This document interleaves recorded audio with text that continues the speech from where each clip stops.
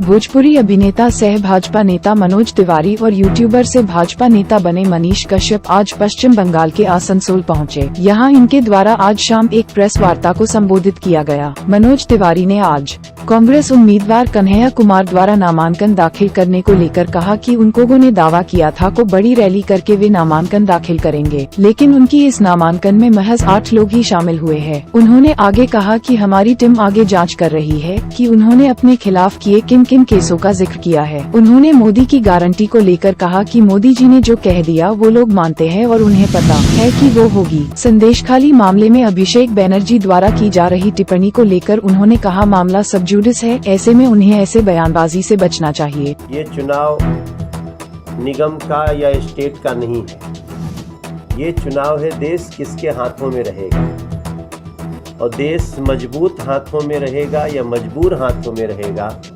ये देश के लोगों को डिसाइड करना है। नरेंद्र मोदी जी ने इतने सारे कार्य करने के बाद, आप अक्सर जो हमारे नेता आते होंगे, हमारे प्रवक्ता आते होंगे, आप बहस आपके चैनलों पे जो करते होंगे और थ्रू आप सब विद्वान मीडिया के मार्फत में आसनसोल के लोगों से और पश्चिम बंगाल के लोगों से भी बोलूँगा कि आप रोज ही सुनते होंगे कि इतने घरों में इज्जत घर बन गए, इतने घरों में उज्ज्वला गैस कनेक्शन हो गया, 48 करोड़ लोग बैंकों से जुड़ गए, लोगों को फ्री ऑफ कॉस्ट राशन मिलता है और इसमें हिंदू मुस्लिम नहीं होता है, उसमें कोई जाति धर्म का भेदभाव नहीं होता है। तो इसके बावजूद भी, जबकि मुझे जो पता है अभी इस आसनसोल में बर्नपुर सेल ने लगभग 30,000 करोड़ रुपए का एक प्लान दिया है, जिसका फायदा पुलटी को भी मिलेगा और पूरे क्षेत्र को। आप ये भी जानते हैं कि यहाँ भी एक फ्लाईओवर है, कल्याणपुर फ्लाईओवर, जो 80% लगभग हमारी जानकारी में, क्योंकि मैं standing committee road transport culture का भी सदस्य हूँ, तो वो लगभग 80% पूरा हो चुका है। बहुत जल्दी मिल जाएगा आप लोगों को। सेल 50%, रेल 50%, आप सबको ये सब पता है। फिर भी पीएम कह रहे हैं कि ये तो अभी ट्रेलर है, विकास की सर्वोच्च ऊंचाई तो अभी हमें आगे पाना है,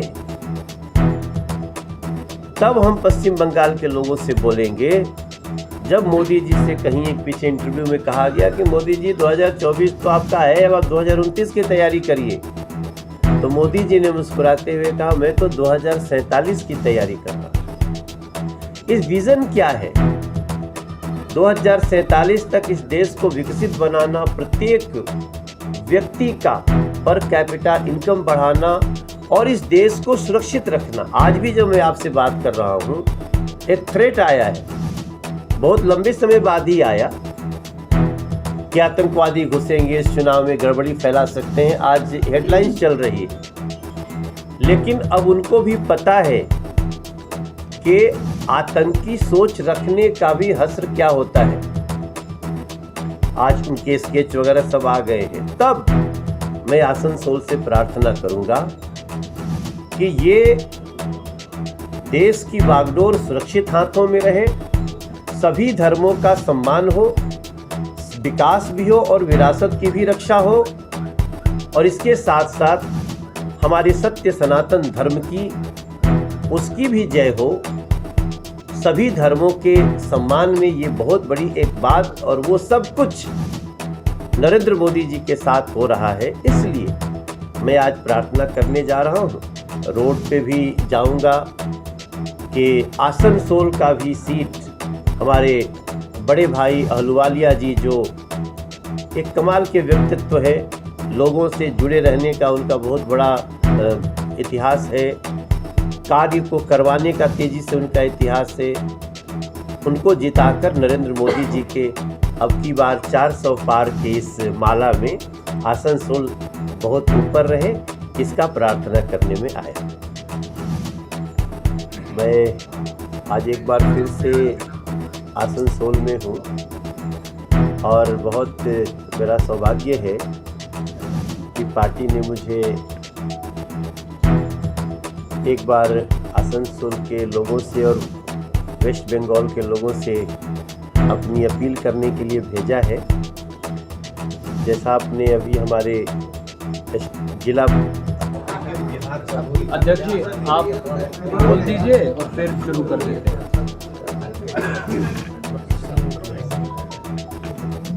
आज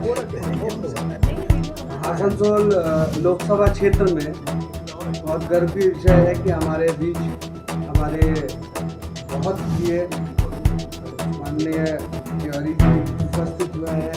साथ में हम लोग सभी जानते हैं सन ऑफ बिहार के नाम से परिचित है।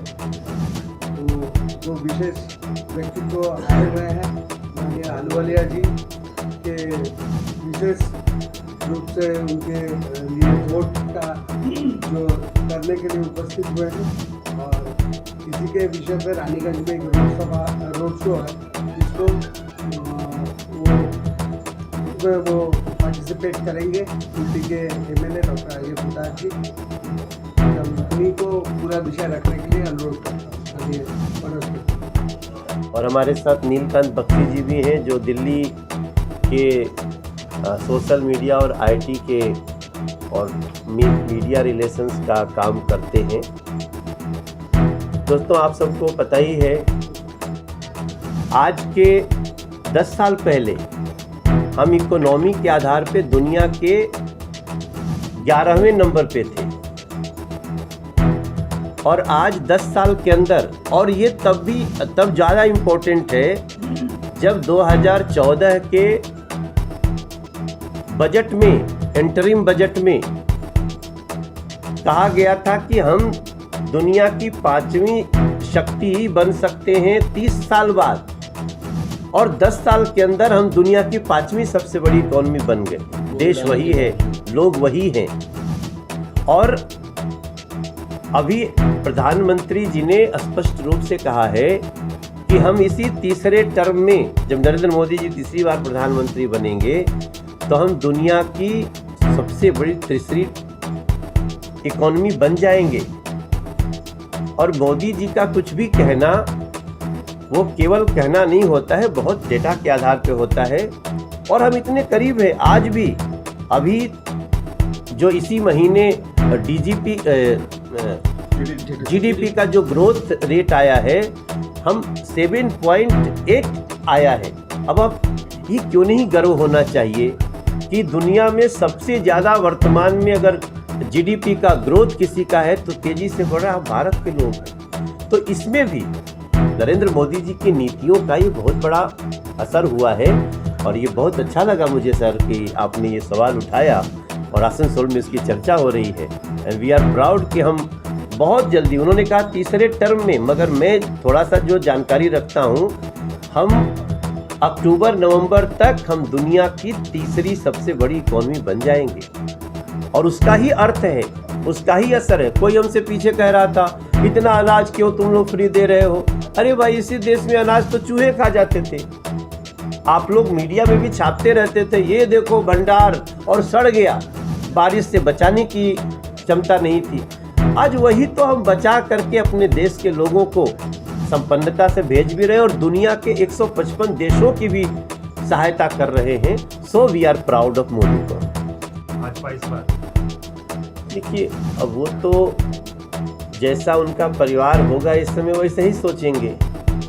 तो जो दूसरी तरफ वाले हैं वो तो 100 से ऊपर सोच ही नहीं रहे हैं, वो अपने ही सोच नहीं रहे हैं। और जहाँ तक बात रही, अब देखिए, बात व्यक्ति की नहीं है, बात देश की है। अब हम व्यक्ति में थोड़ी जुड़े रहेंगे। हमारा किसी से व्यक्तिगत कोई शत्रुता नहीं है, लेकिन सनातन के शत्रुओं को तो रोकना पड़ेगा। अभी हमारे पश्चिम बंगाल में जो घटनाएं हुई, उन पे किसी को भी तो हमने किसी सांसद को कुछ बोलते नहीं सुना। ऐसा अंधा युग में प्रवेश कर गया। राज्य के स्तर पे देखिए, तो जो राज्य के स्तर पे ऐसा उधम मचा सकते हैं हिंसा और नफरत का, अगर ऐसे लोगों के हाथों में देश की बागडोर चली गई तो केवल कल्पना करिए कि क्या होगा।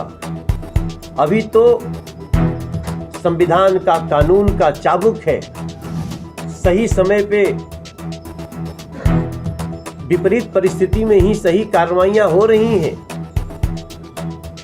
लेकिन अगर इन्हीं लोगों के पास ये देश की बागडोर चली गई तो पीछे भी जो होता रहे आपको पता है, हमको भी पता है।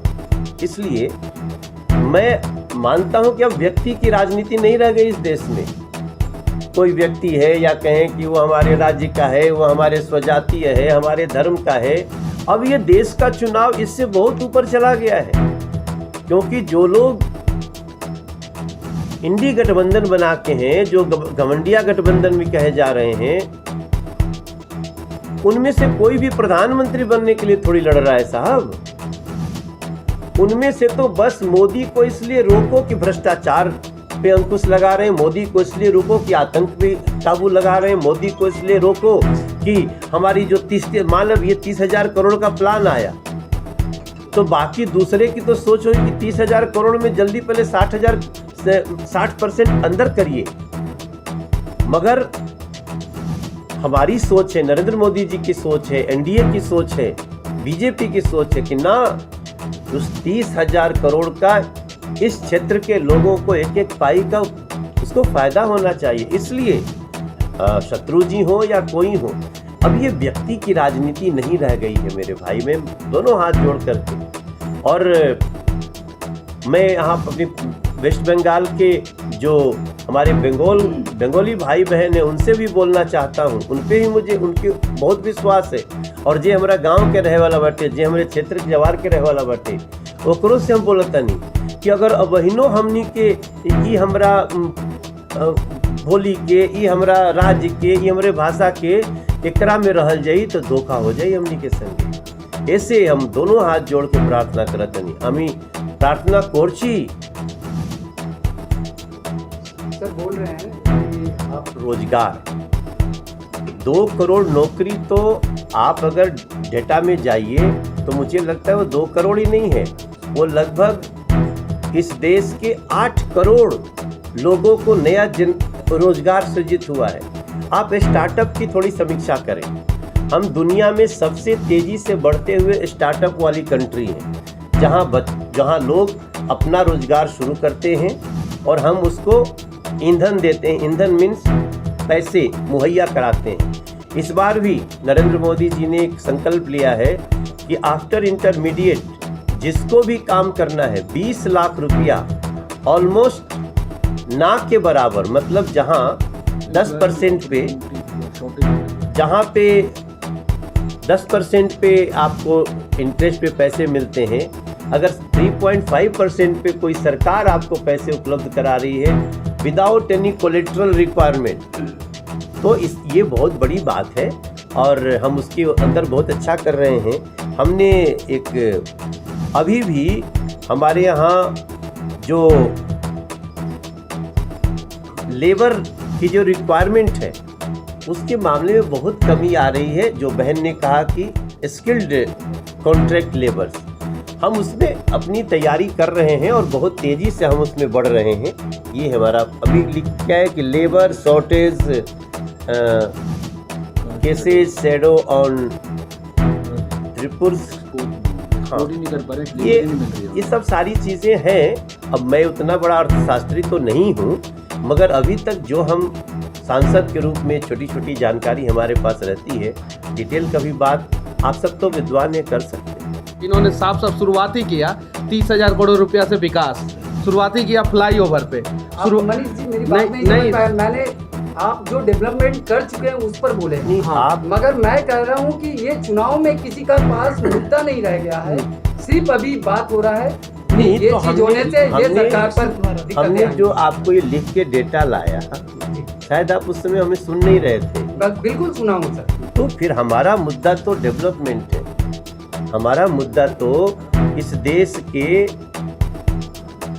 गरीबों को अगले 5 साल तक उसको राशन का पैसा ही नहीं लगने वाला है। आपने शायद ध्यान से नहीं सुना कि हमने तो अभी तक 12 करोड़ लोगों के घर में पहली बार महिलाओं के लिए इज्जत घर बनाया। हमारा मुद्दा तो टोटली विकास का है, लेकिन सभी धर्मों का सम्मान होने में क्या सनातन धर्म का सम्मान नहीं होना चाहिए? क्या सनातन धर्म सभी धर्मों में नहीं आता है? तो अगर हम इस बात को कह रहे हैं तो फिर हम कहां से हम विषय से हट नहीं रहे हैं। इसलिए और हम जो बात करें डेटा के आधार पे कह रहे हैं।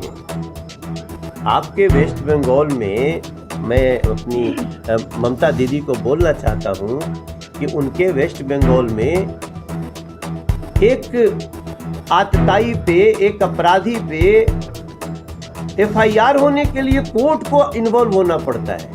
कहां चले गए हम लोग? तो हम क्यों नहीं बताएं कि अगर इनका राज्य में ये हाल है, अगर कहीं ये लोग देश की सरकार में अगर शामिल हो गए तो उसका दृश्य क्या होगा? हम तो दिखाना चाहते हैं और बिल्कुल दिखाएंगे। इतिहास क्यों होता है? अगर इतिहास से हम सबक नहीं लेंगे तो फिर हमारा भविष्य कैसे जाएगा? इसलिए हमारा तो मुद्दा है सबका साथ सबका विकास। एक नरेंद्र मोदी जी के रहते एक भी कोई ऐसा उदाहरण बता दीजिए जिसपे किसी धर्म के साथ भेदभाव हुआ? कभी नहीं हो सकता। और उनको भी आज मैं तो रास्ते में कई वीडियो देख रहा हूँ, मुस्लिम महिलाएं कह रही हैं, हमारे मुस्लिम भाई कह रहे हैं कि भाई हमको बहुत डराया गया लेकिन अब हमारा मोदी में विश्वास बढ़ गया है। अगर 3 तलाक हमने हटाया तो किसी मुस्लिम माँ का बेटा क्यों नहीं खुश होगा? उसके पिता क्यों नहीं खुश होंगे? तो इस तरह की सारी चीजों को चुनाव में हम विमर्श करते हैं और उस विमर्श के साथ आसनसोल हमें टॉप पे रहना चाहिए 400 पार में। ये हमारी लेबर को बहुत तेजी से स्किल कर रहे हैं। हमारा इस पे बहुत जोर है। इसमें थोड़ा सा मुझे लगता है ना कि हर सोसाइटी के हर सेक्टर को थोड़ा सा इसमें इन्वॉल्व होना चाहिए कि स्किल्ड होने का फ़ायदा बहुत है। और कॉन्ट्रैक्ट लेबर स्किल्ड अनस्किल्ड इस समय दोनों है। मेरा मानना है कि जब से स्किल्ड डेवलपमेंट मिनिस्ट्री बनी है हम उसमें बहुत तेज़ी से आगे बढ़ रहे हैं और इसको जल्दी से हम, ये बहुत टेढ़ा काम था लेकिन अब इसकी चर्चा हो रही है और हम ज़्यादा से ज़्यादा लोगों को, अब जैसे एक डेटा आपको बताएं कि हम 25 लाख करोड़ के आसपास इंफ्रास्ट्रक्चर पे खर्चा कर रहे हैं देश में, जिसका 8 लाख करोड़ सिर्फ लेबर पे जा रहा है। ये कितनी बड़ी ये नंबर है जिसके कारण हमारे देश के लोग जो दुबई जाते थे, विदेशों में जाते थे, अब वो देश के अंदर काम कर रहे हैं। लेकिन आपने ठीक कहा कि हमें इस पे और भी सफलता की आवश्यकता है। तभी तो मोदी जी ने कहा अभी तो ट्रेलर है, अभी हमें बहुत कुछ करना है जो आने वाले 5-10 साल में हम उसको अचीव करेंगे। देखो भैया, इस देश के 48 करोड़ लोग को तो बैंक दरवाजे नहीं खोलता था। आज वो 48 करोड़ गरीब भाई बहन वो सदस्य बने हैं और कट मनी बंद हो रही है, चाहे उनका पेंशन हो, चाहे वो गैस की सब्सिडी हो। अब इससे कुछ लोग परेशान होंगे तो अब उन ऐसे परेशान लोगों का तो हम कुछ नहीं कह सकते। मैं मानता हूं कि मोदी जी ने जो कह दिया, गारंटी जो दी, इस देश के लोग उसको मान रहे हैं और मोदी की गारंटी का मतलब गारंटी पूरे होने की गारंटी है। हाँ, बेईमानी करने वालों को तो गारंटी से दिक्कत होगी क्योंकि भ्रष्टाचार के खिलाफ जीरो टॉलरेंस की भी गारंटी है, अपराधियों के खिलाफ जीरो टॉलरेंस की भी गारंटी है।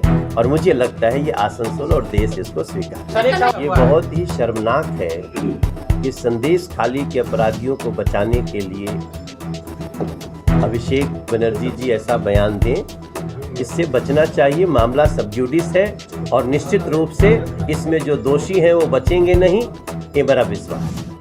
2024 में मोदी ये भारत की तैयारी है, सजी अयोध्या बोल रही है, अब जनता की बारी है।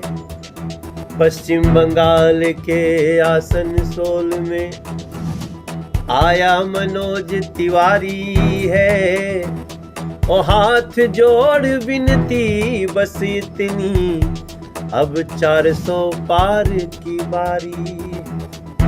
भारत की बड़ी खुशियों का हो गया मुहूर्त है, और फिर से एक बार हमें मोदी की जरूरत है। मन उसका साफ है, कर रहा इंसाफ है, नियत में खोट नहीं है, हो रहा विकास है।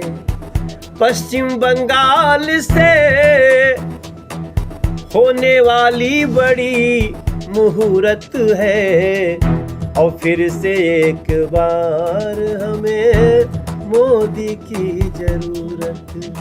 जय हिंद, जय पश्चिम। कोई खुलासा करने वाले हैं तो अगर इस मंच से कर सकते आइए हैं। दिल्ली जब बड़ी बात नहीं आज देखो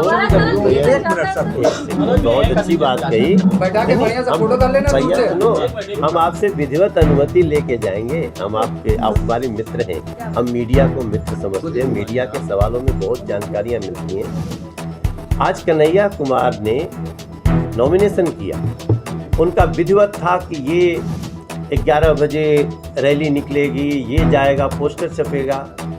आपको पता है कोई आदमी नहीं आए, 8 लोग। और ये लोग अकेले 8 लोग मिल करके बिना रैली के जा करके ये लोगों ने नॉमिनेशन किया। और ये भी गेट का है, अंदर जा 4 ही लोग गए, तो 4 कहार कब आते हैं आप समझ सकते हैं ना। और ही कहरवा में 4 ही हो तो ये आप समझे। और उसके बाद मैंने यही कहा था, मुझे ऐसा डर लगता था कि कन्हैया कुमार के विरोध में पार्टी अध्यक्ष, कांग्रेस के अध्यक्ष ने इस्तीफा दे दिया। कांग्रेस के लोगों ने ही पार्टियां छोड़ दी, बड़े बड़े विधायक रहे, मंत्री रहे, प्रदेश अध्यक्ष ने। तो जब कांग्रेस ही चली, और जो नहीं गए हैं ना वो खुलेआम उनके खिलाफ चल रहे हैं। आम आदमी पार्टी से समझौता हुआ है, मगर आम आदमी पार्टी का कार्यकर्ता भी अरविंद केजरीवाल जी के इस अब भ्रष्टाचारी सोच के साथ वो नहीं है। कल उनका भी बहुत बड़ा आदमी बीजेपी ज्वाइन किया, लेकिन अब हम बताएंगे, क्योंकि अभी कल तक तो मुझे डर लगता था कि कन्हैया कहीं भग न जाए, वो नॉमिनेशन ही न करें। अब जो उनके, अब मैं चेक करना चाहता हूं कि केसेस में क्या क्या लिखे हैं।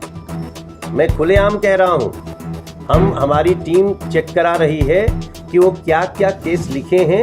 अब हम देश को बताएंगे कि कांग्रेस कैसे प्रत्याशियों को खड़ा करती है, क्योंकि उनकी कई केसेस महिलाओं के साथ छेड़छाड़ के, जेएनयू में बेटियों के साथ, स्टूडेंट्स के साथ, वो सारी चीज़ें हमारे पास है।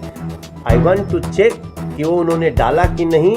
उसके बाद अब कल हमको पहुंचने दीजिए, फिर मैं आप सबको विश्वास से भाई साहब बोल रहे हैं। अभी हम इस पे ना कल एक आपने ट्विटर पे मैं डेटा डालूंगा, और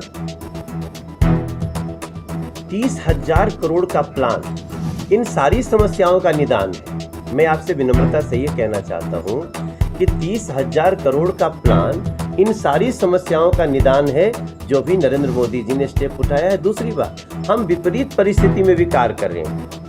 हम वेस्ट बंगाल में काम करना, टीएमसी की सरकार में, किसको नहीं पता है कि कितना मुश्किल है। फिर भी नरेंद्र मोदी जी रिजिड हैं, और वो 30,000 करोड़ के इस प्लान में मुझे लगता है आपकी जितनी चीज़ें आएंगी, जब मैं दूसरी बार आपसे वोट मांगने इस वेस्ट बंगाल से आऊँगा, तो निश्चित रूप से इन चीज़ों पे बहुत बड़ी सफलता मिल चुकी है। आप लोगों का क्या एजेंडे में वो है? मैं तो सिंपली जानता हूँ जिस जगह पे 30,000 करोड़ रुपए, अब मैंने सांसद के रूप में अपने क्षेत्र में 14,600 करोड़ रुपए लगवाए केंद्र की सहायता से और अपने स्तर पे। अगर हम एक लोकसभा में 30,000 करोड़ का प्लान देखते हैं, तो उन्हीं खुशियों को हम देख रहे हैं जो आप कह रहे हैं। वो एम्प्लॉयमेंट को बढ़ाने वाला है, वो लोगों के बंद पड़े कारखानों को भी खोलने वाला है, क्योंकि 30,000 करोड़ रुपया ये बहुत बड़ा अमाउंट होता है। और जो ये खुशी मिली है, उसके लिए मैं बहुत धन्यवाद देना चाहता हूँ मोदी सरकार।